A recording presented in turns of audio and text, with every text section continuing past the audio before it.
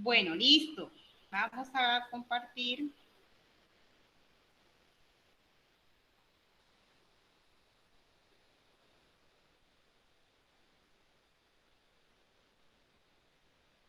Listo, Alexandra, adelante.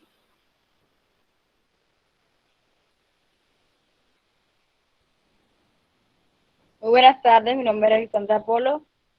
En la tarde del día de hoy les vengo a explicar el tema de las autoridades y entidades del sistema de responsabilidad penal para adolescentes.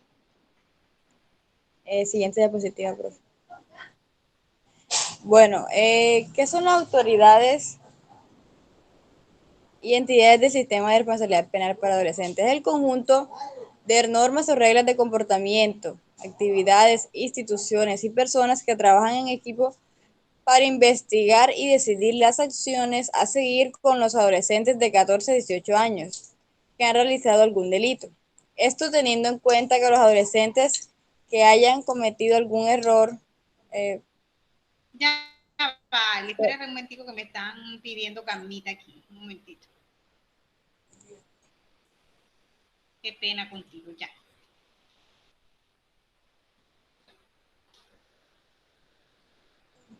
Esto teniendo en cuenta que los adolescentes que hayan cometido una infracción a la ley tienen derecho a la rehabilitación y resocialización mediante planes y programas garantizados por el Estado e implementados por las instituciones y organizaciones que este tipo de entidad determine, por decirlo así.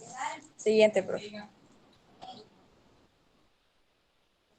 Bueno, la finalidad de estas entidades es la aplicación de un proceso penal pedagógico específico y diferenciado respecto al sistema de adultos, garantizando así un sistema de restaurativo, por decirlo así, de la verdad y la reparación del daño por parte del adolescente, teniendo como principio rector de las autoridades judiciales la aplicación preferente del principio de oportunidad, acorde con el principio de protección integral. Esto lo que quiere decir es que estas entidades lo que buscan es que, por decirlo así, nuestros jóvenes o adolescentes de hoy en día tengan la posibilidad de acceder a esta clase de autoridades para que así como los, por decirlo así, las víctimas o algo, o se cometa un delito, los adolescentes así también tengan derecho al establecimiento de sus derechos o incluso eh, resocialización de su conducta y esa clase de cosas así como lo decía anteriormente. Las autoridades que hacen parte del sistema de reparación para, perdón, bueno, la primera autoridad que hace parte de este sistema son los fiscales delegados ante los jueces penales de adolescentes. Estos más que todo se ocupan de la dirección de investigaciones en las cuales se encuentran comprometidos adolescentes como autores de posibles delitos o conductas delictivas. También tenemos los jueces penales para adolescentes, los cuales tienen como objetivo actuar en las diferentes funciones judiciales que asigna la ley. También tenemos las salas penales, las salas penales y de familia de los tribunales superiores de distrito judicial. Esto lo que buscan es integrar la sala de asuntos penales para los adolescentes. La Corte Suprema de Justicia, lo que busca ella es tramitar los recursos extraordinarios, por decirlo así, de casación, en los que se encuentran vinculados los delitos. Aquí tenemos también la Policía Judicial y también tenemos la Policía Nacional, las cuales buscan apoyar las acciones de las autoridades judiciales y entidades del sistema. Un minuto, Ale, que voy a admitir aquí a unas compañeras. Listo, ya.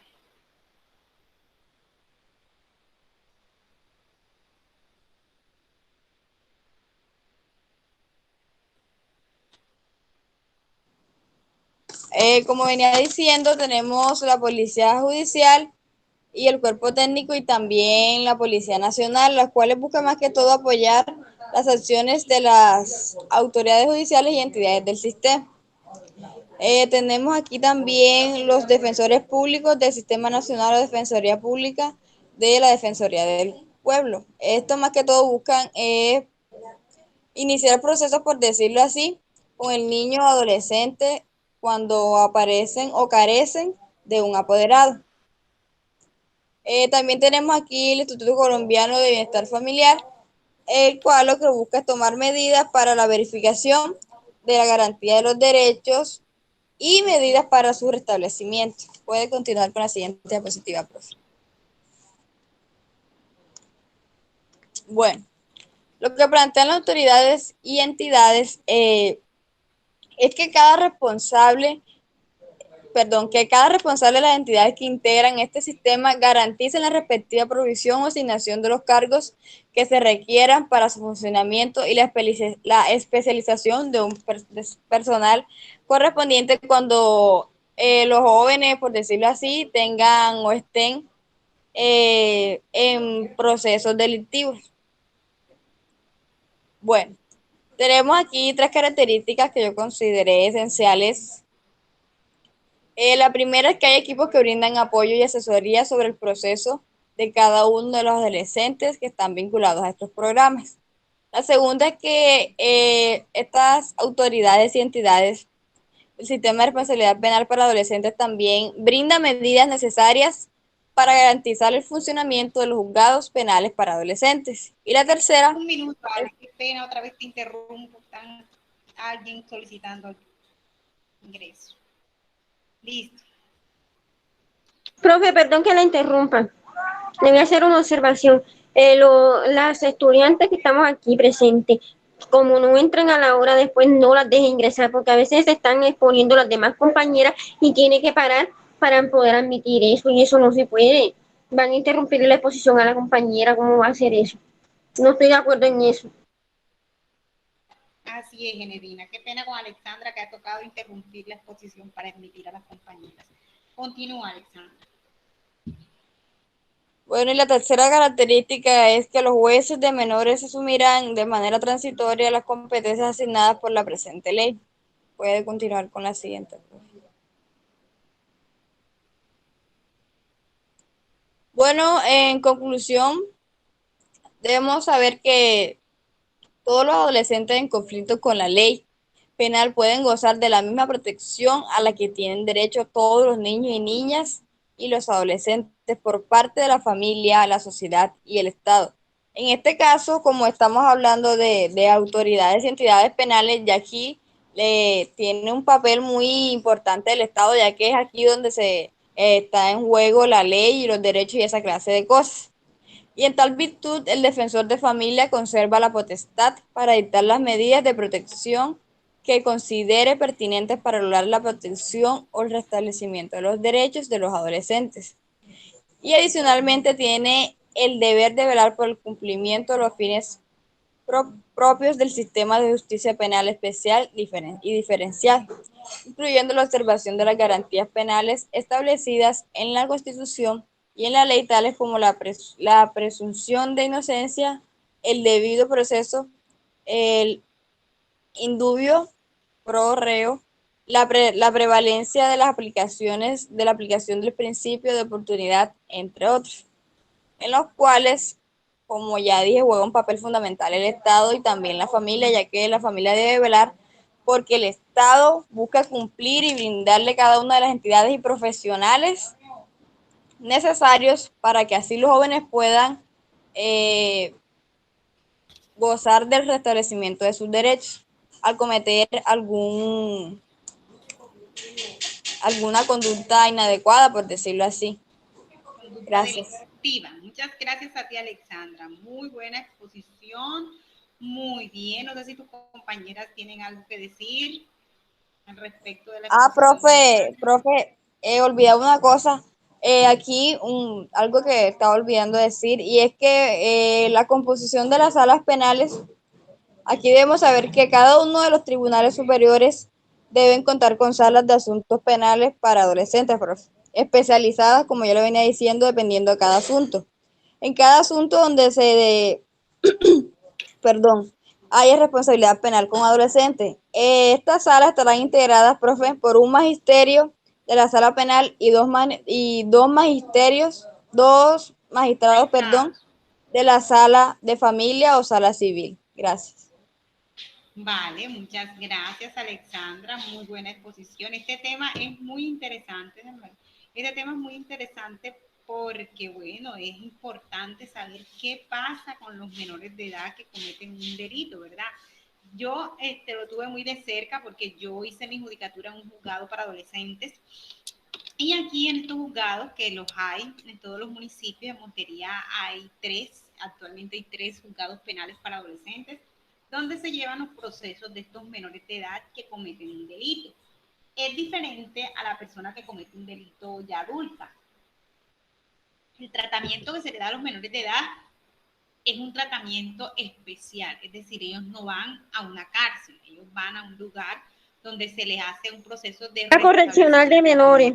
Exacto, que se llama correccional de menores, donde se le hace un restablecimiento de derechos. ¿Qué quiere decir eso de restablecimiento de derechos? Ahí a ese menor, pues se considera que un menor de edad que comete delitos es porque ha estado influenciado, o sea, tiene una mala influencia por su entorno, por muchos factores. Entonces lo que se busca en ese lugar es que estudie, que se prepare para la vida.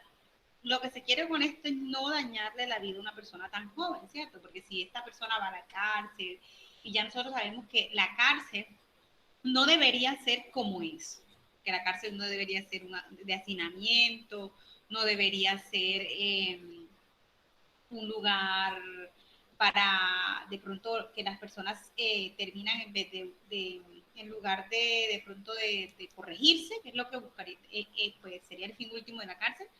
En Colombia, lamentablemente, sabemos que en las cárceles hay hacinamiento. Y entonces, de pronto, la gente, en vez de salir mejor, sale con conductas menos apropiadas.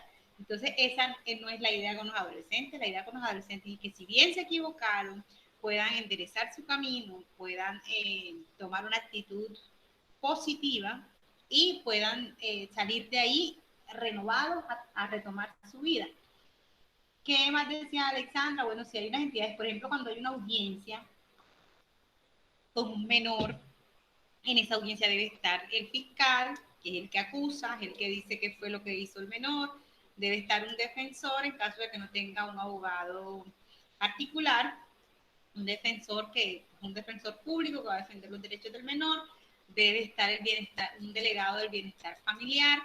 Si no hay una de estas partes en esa audiencia, no se realiza la audiencia. No se realiza la audiencia porque hace falta una de estas partes, entonces se declara fallida o se aplaza para otro día. Bueno, listo. Después de Alexandra, ¿quién quiere seguir? Yo, profe. Listo, Vanessa. ¿Vas a colocar desde allá o coloco yo acá? Sí, señora. ¿Cuál de las dos? ¿Tú colocas o coloco yo? Profe, le di en presentar ahora y coloco en toda tu pantalla. Sí, exacto, toda tu pantalla. Okay.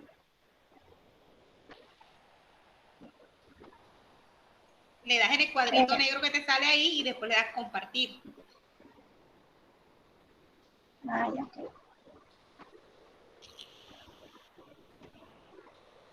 ¿Ya ahí se ve? Sí, señorita.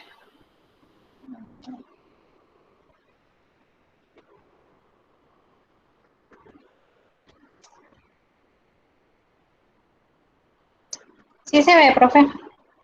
Sí, señorita, sí se ve. Bueno, mi tema es poner... Dale ahí donde dice ocultar. Okay. Listo, ya. Bueno, mi tema a exponer es el capítulo 1, principios rectores y definiciones del proceso.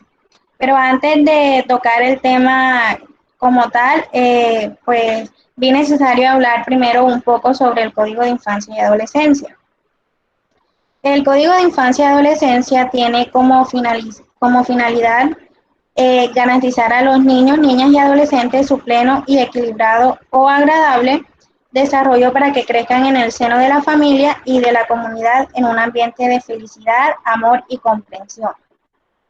Bueno, el Código de Infancia y Adolescencia en su artículo 7 nos habla de la protección integral, el cual nos dice que se entiende por protección integral de los niños, niñas y adolescentes el reconocimiento como sujetos de derechos, la garantía y cumplimiento de los mismos, la prevención de su amenaza o vulneración y la seguridad de su restablecimiento inmediato en desarrollo del principio del interés superior. Ahora bien, ¿qué es el principio del interés superior? Bueno, este es un derecho que tienen todos los niños, niñas y adolescentes de ser considerados prioridad en las acciones o decisiones que les afectan. Es decir, los derechos de los niños prevalecen ante los demás.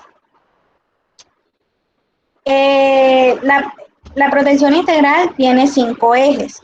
El primer eje es el reconocimiento de sujetos de derecho, lo cual es que los niños, por ser parte del mundo de la sociedad, tienen derecho a tener unos derechos, valga la redundancia. El segundo eje es la garantía de los derechos para todos los niños, niñas y adolescentes. Este, como quien dice, va de la mano del primero porque pues ya en el primero se les reconocen unos derechos y en el segundo es que esos derechos que ya ellos tienen se les hagan valer. El tercer eje es la prevención de su amenaza y vulneración. El cuarto eje es el restablecimiento de los derechos y el quinto eje es las políticas públicas, materialización de la protección integral, que esto es cuando se toma acción, las entidades que están encargadas de la protección de los niños, también las familias, el Estado y la sociedad, pues toman acción en este proceso, por decirlo así. Bueno, ya ahora sí, entrando en el tema como tal, que es el capítulo 1, principios rectores y definiciones del proceso, pues yo no quise como explicar artículo por artículo porque sería muy largo, entonces voy a explicar como en general. Este capítulo trata básicamente de todo lo que abarca un proceso penal en un menor de 14 a 18 años de edad. Y en esta parte les voy a hablar sobre el sistema de responsabilidad penal para adolescentes, quienes hacen parte de este sistema, las personas que intervienen en el proceso penal de un adolescente y derecho al debido proceso y a las garantías procesales.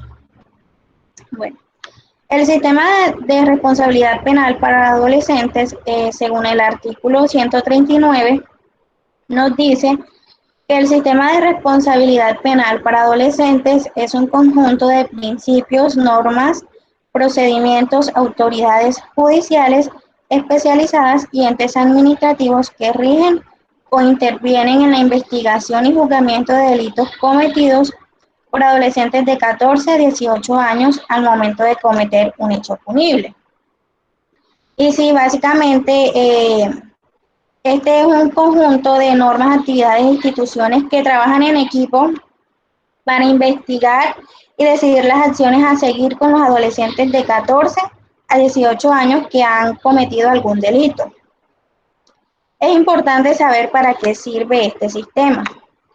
Bueno, este sistema sirve para garantizar que se respeten los derechos de los adolescentes y permite que ellos se hagan responsables de las acciones que realizaron corrigiendo sus errores con las personas a las cuales le hicieron daño. Bueno, la finalidad de este sistema de responsabilidad penal es establecer medidas de carácter pedagógico, privilegiando el interés superior del niño, que ya anteriormente mencionamos, que es que los derechos de los niños prevalecen ante los demás, y garantizando la justicia restaurativa en la verdad y la reparación del daño. ¿Qué es la justicia restaurativa? Bueno, este básicamente es un sistema donde de pronto las personas que están involucradas en el delito que se haya cometido toman la decisión de lidiar con las consecuencias del delito y el alcance que les puede traer en un futuro. Bueno, ahora las personas que hacen parte de este sistema. Bueno, las personas que hacen, bueno, anteriormente se me olvidó mencionar un punto y es que es importante recalcar que el sistema penal para adolescentes es bastante distinto al sistema de los adultos, ya que en este sistema de los adolescentes hay que tener en cuenta la protección integral de los adolescentes. Ahora sí, las personas que hacen parte de este sistema son el Consejo Superior de la Judicatura, los jueces penales de adolescentes, la Fiscalía General de la Nación, la Procuraduría General de la Nación, la Policía de Infancia y Adolescencia, el Instituto Colombiano de Bienestar Familiar, la Defensoría del Pueblo. Estas, se podría decir, entidades que hacen parte de este proceso es con la finalidad de ver o de velar que los derechos de los niños pues se hagan valer y que se cumpla, por decirlo así, las reglas o los procedimientos adecuados. Las personas que intervienen en el proceso penal son el fiscal, el defensor, que vendría siendo el abogado, el defensor de familia y el juez, que existen dos tipos de jueces, el juez de garantía y el juez de conocimiento. Bueno, el fiscal es la persona que realiza la investigación del caso, reúne toda la información que se tiene sobre los hechos realizados por el adolescente y de los cuales se le acusa. Pues básicamente la función del fiscal es, por decirlo así, recaudar pruebas, investigar cómo sucedieron los hechos.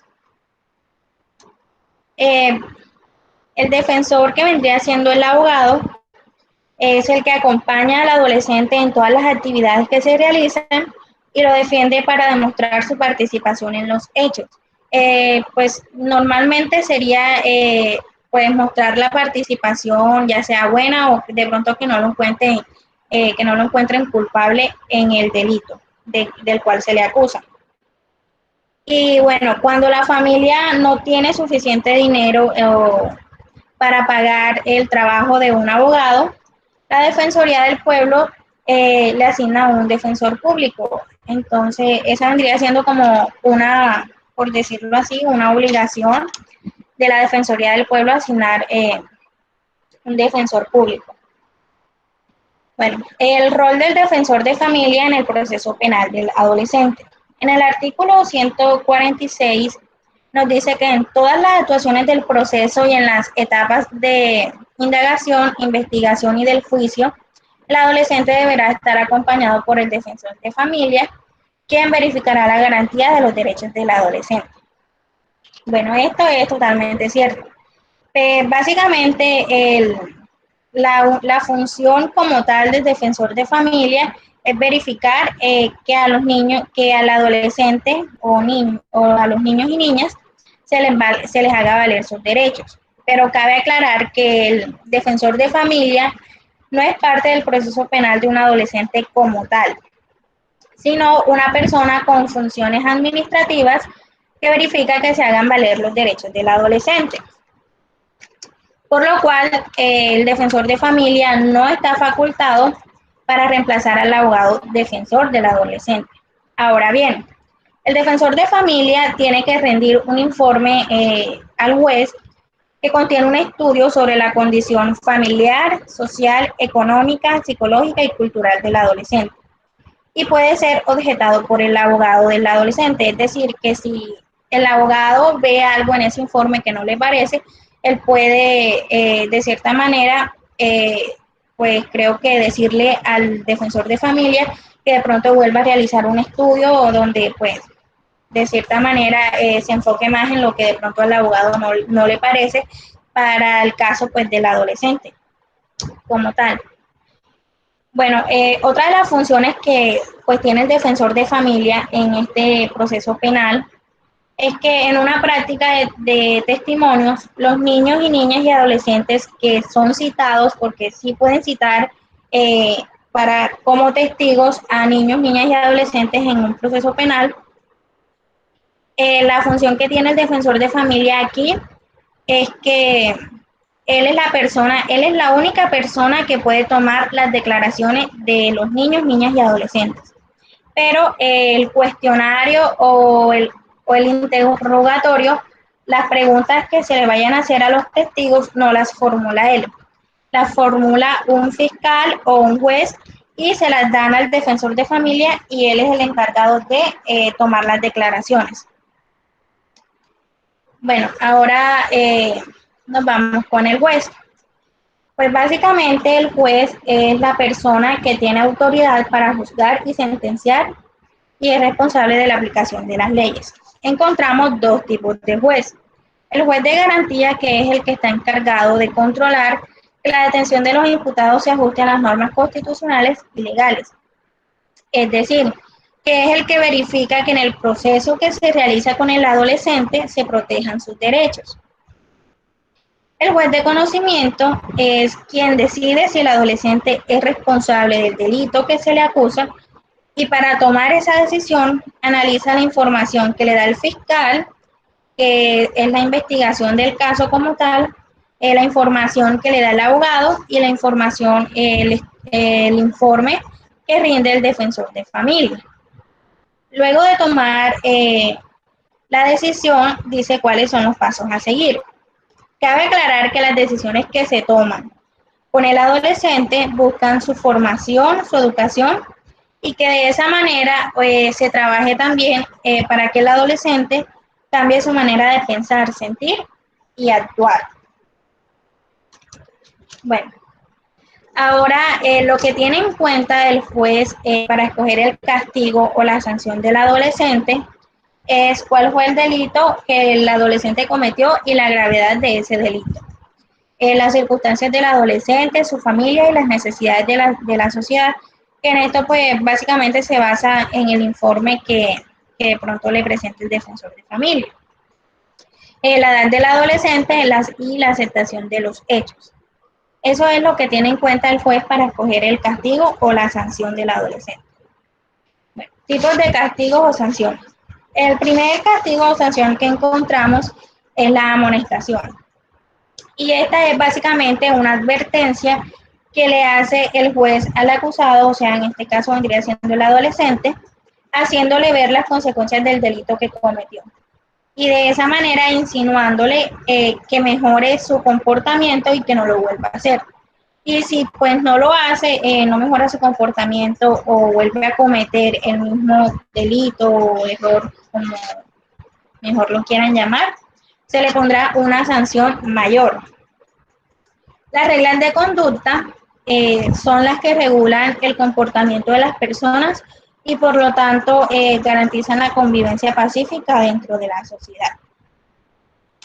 La presentación de servicios o la prestación de servicios sociales a la comunidad, que vendría siendo de pronto con entidades que se encarguen de brindar ayuda humanitaria, pues esta es una sanción que le ponen a los adolescentes.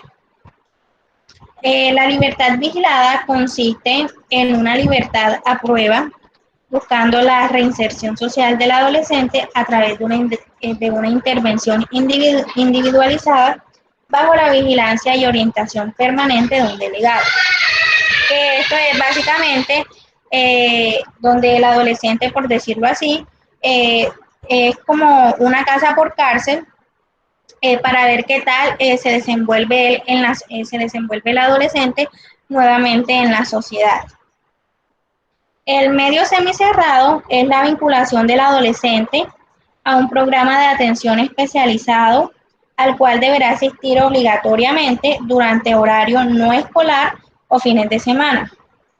Esta sanción no puede ser superior a 3 años, que es una sanción pues donde se le brinda de pronto toda la ayuda psicológica, pues toda la ayuda especializada al adolescente, donde de pronto le hagan ver que de pronto el delito que cometió está mal o lo que hizo está mal y de cierta manera él cambie pues también su forma de pensar.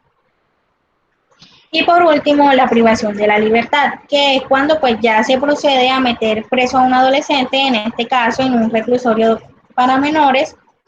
Y bueno, esta sanción o este castigo es lo último que se hace. Cuando se le priva de la libertad a un adolescente es porque ninguna de las sanciones o castigos anteriores pudieron funcionar. Y también, pues, si el delito que cometió es muy grave, pues ya también se le priva de su libertad.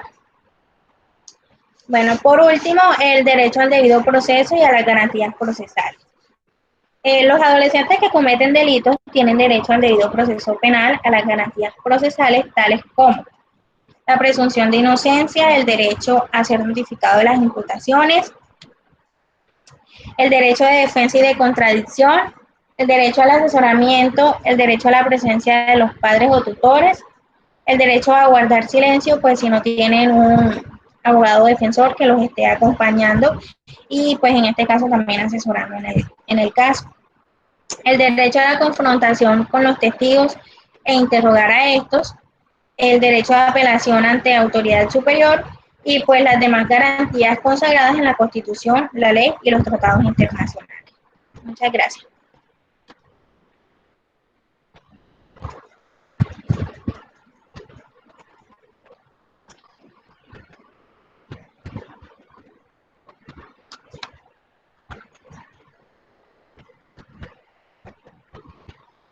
Ya, profe.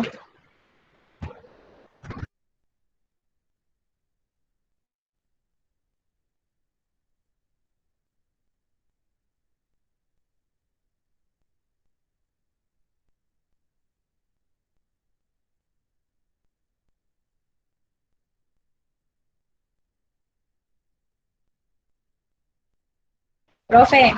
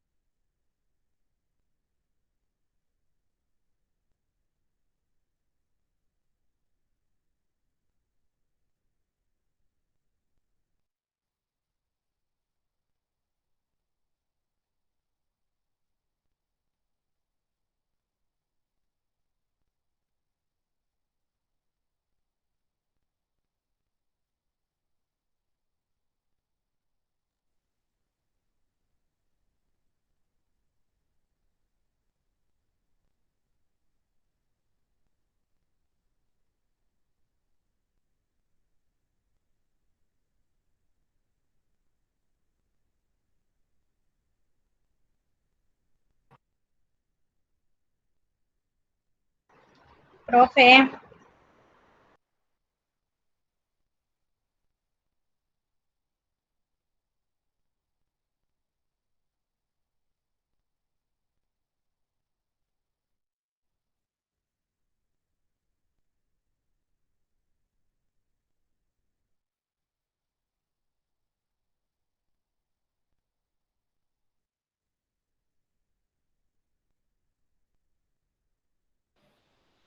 Ay, si estaba hablando aquí, hable y hable y hable y el micrófono cerrado, hombre, pero ¿por qué nadie me lo decía? Profe, tiene el micrófono cerrado, yo aquí hablando, explicando que el tema muy interesante, que la exposición de Vanessa es súper interesante, que muy bien explicado su tema, que me gustó mucho, que es un tema muy interesante, que lo explicó con mucho detalle, que fue una explicación súper bien, que si alguna de las compañeras le quiere decir algo a Vanessa. María Claudia, no, María Claudia salió. A ver, Alexandra, ¿tú me estás escuchando? Sí, profe. Ay, nadie me decía que tenía el micrófono cerrado y yo aquí hable y hable y hable. Y nadie me dijo, profe, tiene el micrófono cerrado, profe, no lo escuchamos nadie. Bueno, ¿quién quiere continuar con la exposición? Vanessa, muy bien, te felicito, súper bien lo hiciste. Gracias, profe. ¿Alguna más quiere continuar con la exposición o nadie más va a exponer para yo continuar con la clase entonces? Recuerden que era para hoy y mire que se les acaba el plazo, es hasta el día jueves. Tenemos hoy el miércoles y el jueves y hoy solamente han salido 2 chicas.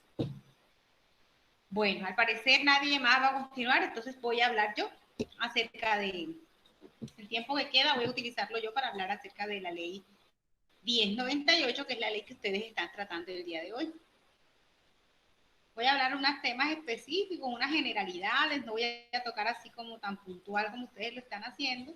Ustedes están ya tocando cada capítulo, yo voy a tocar algunas generalidades, unas cosas que hay nuevas en este código que se modificaron, que se han ido modificando, entonces quería tocarlas esta noche. Entonces vamos a hablar acerca de la ley 1098, que es el Código de Infancia y Adolescencia, que es la misma norma sobre la que ustedes están hablando esta noche. Entonces, vamos a ver cuál es la edad mínima para trabajar. Ahí en ese código, en la ley 1098, nosotros podemos encontrar cuál es la edad mínima para un adolescente poder trabajar. Y aquí dice que con la nueva norma se subió un año la edad mínima para trabajar. Antes lo permitido era a partir de los 14 años y ahora es desde los 15 años. Con la nueva ley, ningún menor de 15 años podrá hacerlo. Excepcionalmente, los menores de 15 años para desempeñar actividades de tipo artístico, cultural, recreativo y deportivo. O sea, menores de 15 años solo pueden trabajar aquellas personas que se dediquen a actividades artísticas, culturales, recreativas y deportivas. Así lo dice ¿quién? La ley 35, el artículo 35, perdón, de la ley 1098 del 2006. ¿Qué se necesita para que un menor de edad pueda trabajar? Bueno, necesita una autorización para trabajar. ¿Quién da esa autorización? La da el inspector de trabajo. A falta de este, ¿quién la dará? Porque no en todas partes hay inspector de trabajo, ¿verdad? A falta del inspector de trabajo, será expedida por la comisaría de familia y en su defecto del ente territorial local. Puede ser por el alcalde, lo dice el artículo 113 de la ley 1098 del 2006. Es decir, que si yo vivo en una parte donde no hay inspector de trabajo, donde no hay comisario de familia, entonces le corresponde al alcalde. Puede ser en un municipio muy pequeño. Entonces es el alcalde el que va a autorizar el permiso para que ese menor de 18 años, pero que mayor de 15 años, pueda trabajar. Muchas veces preguntan, oye, ¿y un menor de edad puede trabajar? Sí, la ley 1098 dice que un menor de edad sí puede trabajar, pero debe tener 15 años, cumplidos hasta los 18 años y además de eso debe tener un permiso, una autorización para hacerlo. Porque muchas veces decimos, oye, en esa empresa trabajan menores de edad y eso sí se puede. Sí se puede, siempre y cuando tengan este permiso y siempre y cuando tenga 15 años en adelante. También hay algo con respecto a las horas. Ellos no pueden trabajar las mismas 8 horas que trabaja una persona normal, adulta o mayor de edad. No, ellos tienen que trabajar menos de esas 8 horas. Creo que son como 4 horas que les permiten trabajar diariamente, pues porque se sobreentiende que ellos deben ir a estudiar y todo eso y debe quedarles tiempo libre. ¿Qué hay en la norma sobre abuso sexual? Los menores de edad víctimas de abuso sexual tendrán toda la protección del Estado y para garantizar sus derechos e integridad serán asistidos por una unidad especial de defensa familiar que estará compuesta por un defensor de familia, un trabajador social, un psicólogo, un nutricionista y un notificador. Es decir, que si hay alguien, un menor de edad, que es víctima de abuso sexual, este será protegido por el Estado y el Estado se encargará de garantizar que sus derechos estén cuidados o protegidos. Para esto, pues encarga una unidad especial que está compuesta por varias profesionales, ¿cierto? Y esos profesionales lo que hacen es acoger a ese menor de edad. Entre ellos hay psicólogos, trabajadores sociales, nutricionistas, notificadores, defensores de familia, que se encargan de velar por los derechos de este menor de edad.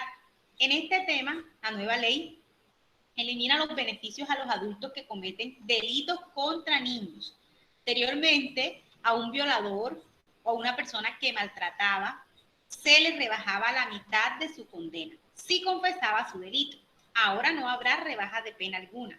Tampoco podrá recibir por sentencia anticipada casa por cárcel, ni libertad condicional. Lo único que se mantiene con las rebajas son las rebajas por estudio y trabajo. Asimismo, donde no haya defensor de familia, el comisario de familia asumirá sus funciones. Y si no hay, será el inspector de policía quien ejerza las mismas. Entonces, miren, anteriormente a las personas que cometían abuso sexual contra menor de edad, se les concedía rebajas. ¿Por qué? Pues se les concedía rebajas si la persona confesaba su delito, ¿cierto? Se les rebajaba la pena. Hoy en día, no. La única forma en que se les rebaja a las personas que cometen abuso sexual es que estudien o que trabajen. Es la única forma que se mantiene. Pero del resto, esas rebajas de pena se eliminaron con el código o con la ley 1098. Vamos a hablar un poco de la responsabilidad penal juvenil, que era de la que habían tratado las compañeras que hoy hicieron la exposición y que lo hicieron maravillosamente, que trataron el tema muy bien, sus explicaciones fueron muy bien hechas. ¿Qué hay sobre la responsabilidad penal juvenil? La Convención de los Derechos del Niño, adoptada, abierta, la firma y ratificada por la Asamblea General en su resolución 4425 del 20 de noviembre de 1989, entra en vigor el 2 de septiembre de 1990. Se impone un modelo para la responsabilidad penal, artículo 37 a 40 de la Convención. La ley, ¿cuál ley? La 1098, señala que los jóvenes entre 14 y 16 años podrán ser privados de la libertad hasta por 8 años cuando incurran solo en delitos como el secuestro, extorsión y homicidio doloso. Los niños o los adolescentes de 16 a 18 años podrán ser privados de la libertad por delitos graves como tráfico de estupefacientes, hurto calificado, homicidio culposo y tortura, por lo que recibirán entre 1 y 5 años de reclusión. Así como lo decían las compañeras, hay delitos que no requieren ser recluidos, ¿verdad? Hay delitos en los que uno va a la audiencia y son delitos menores. De pronto, no sé, una agresión física que agredió al hermano, que agredió a un amigo, y se hace la audiencia de todas maneras, pero no se les, en la sentencia no es intramural, es decir, ellos no van a un centro de reclusión ni nada de eso. Pero hay conductas graves, por ejemplo, como el tráfico de estupefacientes, el hurto calificado, el homicidio culposo, la tortura. Esos delitos graves sí, ahí sí van ellos a un reclusorio, a una parte donde ellos van a ser tratados, les van a dar un acompañamiento psicológico, educativo, bueno, en todos los campos, buscando que este menor de alguna forma enderece su camino, corrija su actuar y se encamine por el camino del bien, ¿cierto? Esto puede durar de 1 a 5 años de reclusión dependiendo del delito, como tal cual como nos lo expresaron las compañeras. También aquí en este código se trata acerca de las adopciones. Por ahí van a estar algunas compañeras también cuando nos toque hablar de esta parte, tocando ese tema y ojalá que sí realicemos la exposición acá con todas las compañeras porque es interesante que nos empapemos de cada uno de estos temas, ¿cierto? Y que ahí podamos opinar y apuntar y aprender, porque esa es la idea de esto. Entonces, el ICBF sigue siendo la autoridad central en materia de adopción. Solo podrá desarrollar programas de adopción y las instituciones autorizadas. Entonces, aquí en Colombia, pues la autoridad primordial para las adopciones es el ICBF. Sin embargo, hay unas instituciones autorizadas por el Estado para así hacerlo. Las casas de adopción no podrán recibir contribución de padres en contraprestación por la adopción de un niño, niña o adolescente. Será el ICBF quien continúe vigilando el sistema de adopción, siendo prioritario para las casas como para el ICBF las parejas colombianas. El gobierno nacional y el ICBF expedirán reglamentación frente al funcionamiento y adopción de las casas de madres gestantes y sus programas de asistencia y cuidado a madres con embarazos no deseados. Entonces, miren, aquí hay un tema importante y lo primero es que estas casas de adopción no pueden recibir retribución económica, es decir, que no pueden recibir dinero porque de pronto por entregar un niño a una pareja que de pronto desee tener un niño, no puede. Segundo, la principal autoridad para esto es el bienestar familiar y él debe velar que todo se haga conforme a la ley. Tercero, para las adopciones siempre deben tenerse primero en cuenta las familias colombianas. Es decir, que si hay un niño para adoptar y hay una familia colombiana y una familia extranjera, pues preferiblemente ese niño se le debe dar a la familia colombiana. Ya en caso de que no exista familia colombiana que desea adoptar a ese menor y si hay una familia extranjera que desea adoptar a ese menor, pues se le entrega a esa familia extranjera.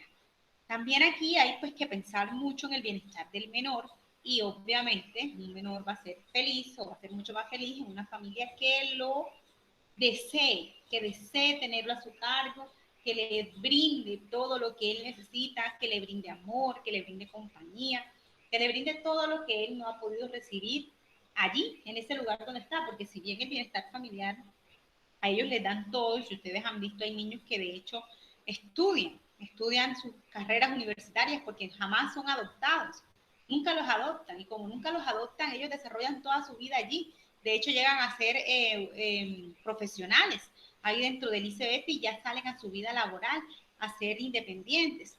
Pero obviamente esos niños, aunque ahí tienen todo lo que les brinda el bienestar familiar, pues les hace falta un amor de familia, una familia, y qué bonito es que sí puedan ser adoptados y que lleguen a un hogar donde sean deseados. El niño, niña o adolescente pasa de ser objeto de protección a ser sujeto de derecho. La norma logra la inclusión de un régimen completo de protección integral que reconozca a los niños, las niñas y los adolescentes como personas autónomas, útiles de derechos y deberes, y defina las pautas del sistema de responsabilidad penal para adolescentes.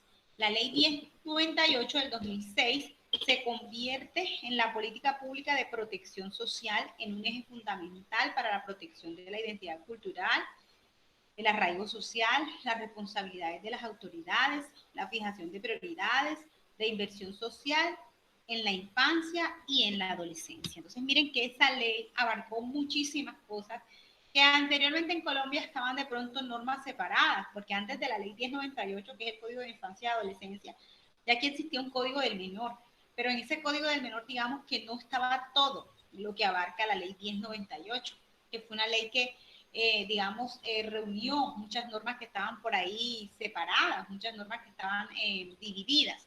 Ahí en la ley 1098 se juntaron todas para tener aquí como el tratamiento de todo lo que tenía que ver con los menores.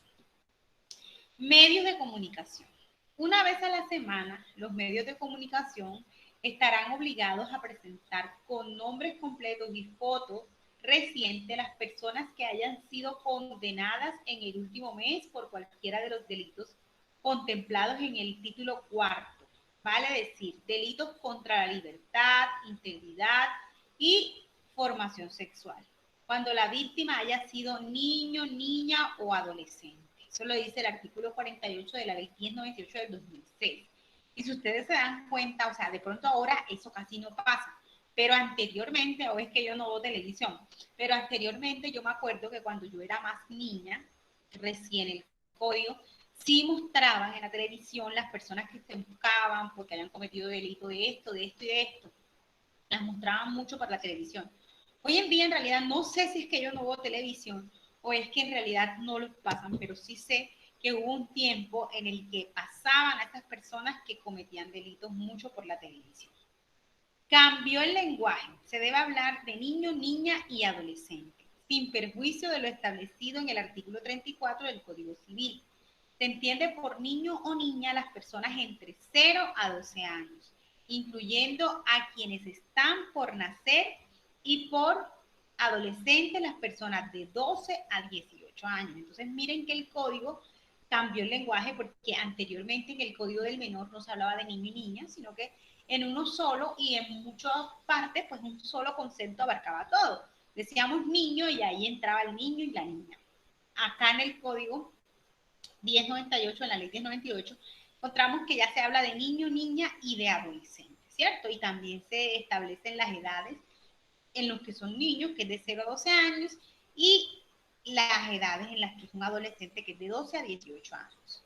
Los alcaldes son los responsables de la política de la niñez en sus municipios, que ya lo habíamos visto en la materia pasada, que en los municipios, en los planes de desarrollo, hay que tener en cuenta a la niñez, ¿cierto? Todos los municipios, es decir, las alcaldías, cuando van a hacer su plan de desarrollo, deben tener en cuenta a los niños para incorporarlos, para hacerlos parte del plan de desarrollo.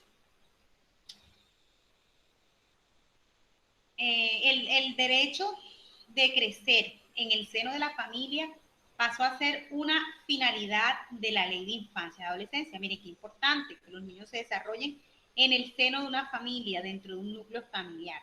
Se habla de la protección integral, mientras en el anterior código se refería al desarrollo integral. Se involucra a la comunidad. Se da la presunción de legalidad en cuanto a la minoría de edad a favor de los niños, niñas y adolescentes. Se debe aplicar tratados internacionales, la Constitución y la ley. ¿Cuál es la finalidad de este código? Pues la finalidad de este código la encontramos en el artículo 1. Y la finalidad de este código es garantizar a los niños, a las niñas y a los adolescentes su pleno y armonioso desarrollo para que crezcan en el seno de la familia, en un ambiente de felicidad, amor y comprensión. Prevalecerá el reconocimiento de la igualdad y la dignidad humana sin discriminación. Miren entonces cuál es la finalidad de este código. Qué finalidad tan bonita, ¿verdad? Y es lograr que los niños, las niñas y los adolescentes tengan un pleno y armonioso desarrollo. ¿Para qué? Para que sean personas felices, que estén donde, en un núcleo familiar. Eso es lo más importante en nuestro país, en nuestro estado y en nuestra Constitución. La Constitución dice que la familia es el núcleo de la sociedad, es decir, que desde la familia parte todo.